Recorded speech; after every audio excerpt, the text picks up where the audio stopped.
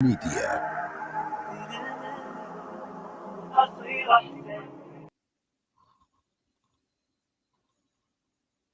Bismillah ar-Rahman ar-Rahim. Welcome back. News and Views with me, Julie Ali.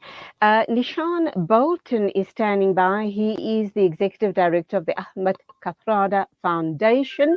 We're going to take a look at a clip just before a video clip from an interview I had with AfriForum yesterday regarding the display of the apartheid flag. Let's take a listen. I do definitely not deny that the old South African flag causes offense for many people. But at the same time, that doesn't mean that because something causes offense, we have to ban it. Like I said earlier, then other things are going to have to be banned as well because of what they represent. If the old South African flag represents all the evils of apartheid and therefore needs to be banned, the ANC flag needs to be banned as well. People might even be able to argue that the new South African flag has been tainted and then needs to be banned. That's the type of road we're going down.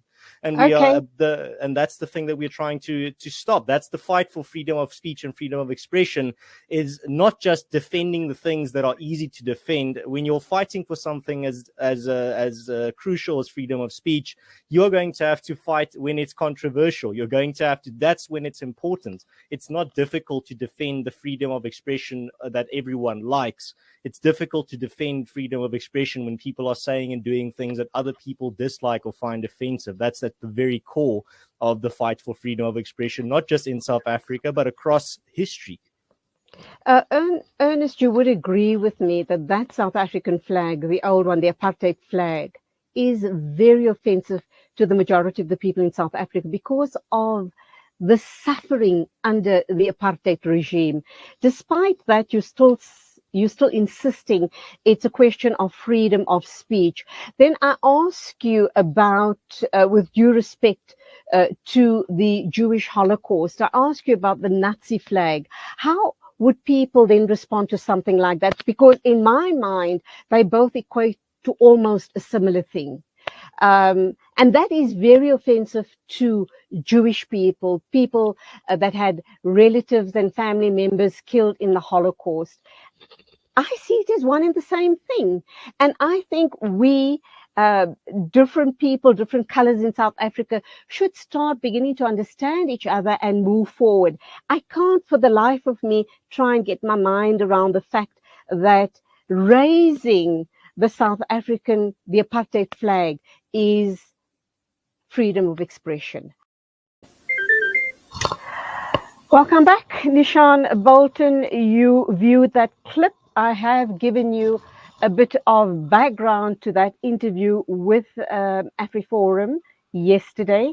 They are obviously wanting to have the right to display the flag, the apartheid flag, as and when they see fit. So your thoughts on that issue? Well, thank you.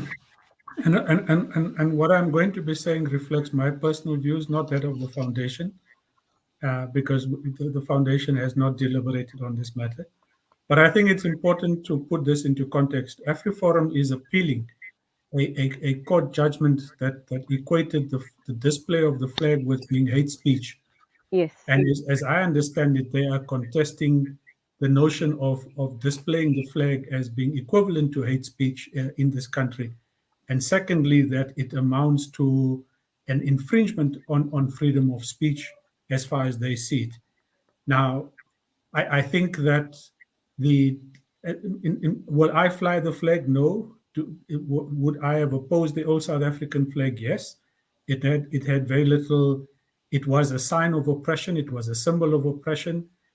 Under its auspices, apartheid was carried out. The Group Areas Act was carried out. Executions of people were carried out. Cross-border raids on this continent were carried out. People like Ahmed Timol and others were killed under the auspices of that flag. So that flag represents the worst of a country. But I think, is it hate speech today? I'm not too sure. Hate speech being defined as the advocacy of hatred based on race, ethnicity, gender, or religion which leads to the incitement or causing of harm or violence. Now, if they were to have the display of the flags on bumper stickers, does that amount to hate speech? Again, I think it's going to be an important test case for the courts to deliberate on, because the more we just define issues as it being equal to hate speech, we actually narrow the limits of freedom in this country. And therefore, this is an important test case. My own view is that the flying of this flag had minimal support and relevance to the vast majority of South Africans, black and white. It had in fact been dying a natural death prior to the court case brought by the Mandela Foundation and the Human Rights Commission. I doubt it was being flown in thousands and thousands of homes or in public places. And therefore, its offense was minimal. You have to go back to the 96 Rugby World Cup. At the start of that World Cup, thousands of people were flying that flag. But as the Mandela government started to identify with the Springboks, and as Madiba himself went to those games, I think in the final there were probably one or two, and even there it was being flown very reluctantly. So through the process of natural persuasion, the flying of that flag was reduced. The embracement of the new flag, I think, was being had much greater support. And that for me is really the big thing. Why would people not embrace the new flag? Why is it that they feel left out of the processes that identify with the new flag today? Is for me a bigger issue that I think we need to be concentrating on. Okay, the person that I spoke to yesterday also alluded to the fact that the current flag in South Africa is offensive to certain communities in the country. And he kind of also took a swipe at the ANC, saying it is the ANC flag, which in fact is not true. It is the flag of South Africa, not necessarily one political or a political party. Your thoughts on that issue? And also, off air, you and I had a bit of a chat, and I like what you said about prior to this event, this situation going to court. This was almost a non-event, and through this court case, we giving traction to something that is possibly almost a non-issue. Your thoughts? Well, you're asking two things. Look, Yep. in terms of offense to the new flag, I have yet to come across people who find that flag offensive, but then I don't move in those kinds of circles of F forum. But I would think that the vast majority of South Africans embrace the flag. They might not understand what it means and how it needs to be flown and all the protocols that goes with it. But today you can fly that flag and you can burn the South African flag and you can swear that flag, and you're not going to go to jail because of that. That would be very different in the old apartheid South Africa. But I was reading something this morning which I think I just want to share with you, and this has issues in relation to India just post-independence. And it says allegiance and identification in the modern world are profoundly political relationships. Religion, language, culture, economic independence, these all help to foster the sense of belonging. But ultimately, identification with or allegiance to a state must be sustained if it is to be sustained at all, by constant renewal through consent. And I think that one of the big problems in this country is that we just assume that people must follow national symbols, that they must all be patriotic in their flying of the flag and the singing of the anthem, but very little real promotional work that actually goes to achieve that objective. I don't even think we all understand the colors that are associated with their flag and what that symbolism is. But more critical today, I think the flag must be seen in the context of current issues in this country. It's flown by it's flown at buildings, government buildings today, that deliver the most atrocious of services. What does that say about the symbolism of that flag?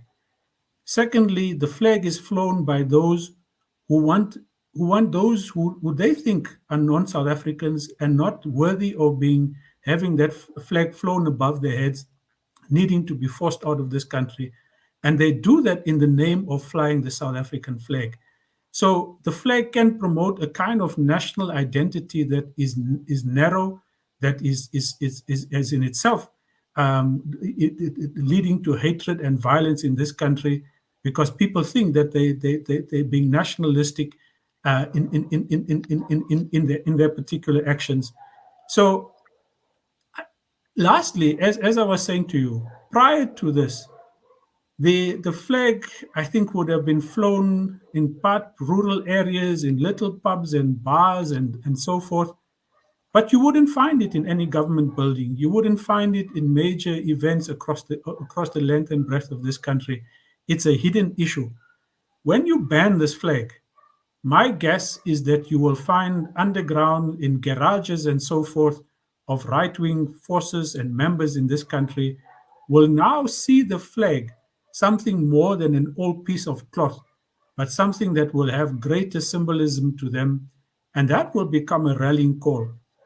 Because as you and I know, when you ban things, people tend to want to devour it more. The sense of secrecy around it brings a bonding of people who gather there far greater than when it was out in the open. I'm hoping that the court will deliberate on this. And lastly, is that the whole hate speech, hate crimes bill is still to be finalized as an act of parliament. And I'm sure issues like this are likely to be attended to in the finalization of that legislation as well. Neeshan Balton, always a pleasure talking to you. Thank you indeed for your deep insights on this issue. I truly value it, and it has given me a different perspective on the interview I had with AfriForum yesterday. So thank you once again. Go well. Until the next time, as always, God bless. Thank you. Bye. 9:53 News and Views with me, Julie Ali. On to our final interview for the morning. Dr. Dr. Ntsikelelo Breakfast. I need to get this name right. It's a bit of a mouthful. He's a political analyst, and he's going to be talking to us about, obviously, the elective conference in the Eastern Cape. And by now, of course, we all know who has been the winner there. So let's just ask him what this means as far as the Eastern Cape and the ANC is concerned. Stand by, 9:54, right here on News and Views.